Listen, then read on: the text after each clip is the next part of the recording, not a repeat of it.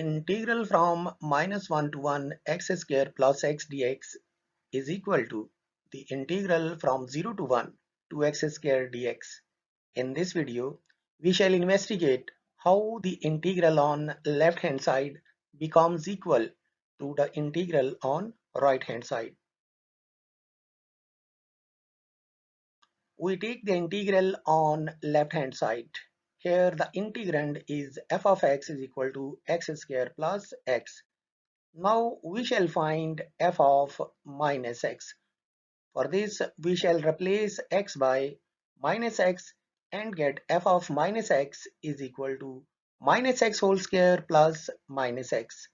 After simplifying we get f of minus x is equal to x square minus x. Now we apply a definite integrals property which states that the integral from minus a to a f of x dx is equal to integral from 0 to a f of x plus f of minus x. Now we replace the values and get minus 1 to 1 x square plus x dx is equal to 0 to 1 x square plus x square minus x.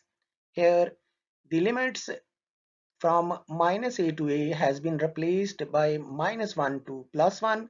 The integrand f of x is equal to x square plus x. Integrand is x square plus x. F of minus x is x square minus x. Cancel plus x with minus x and we get integral from 0 to 1 x square plus x square dx, and it becomes integral from 0 to 1 to x square. Hence the integral from minus 1 to 1 x square plus x dx is equal to integral from 0 to 1 to x square dx. This is how the integral on left hand side becomes equal to the integral on right hand side.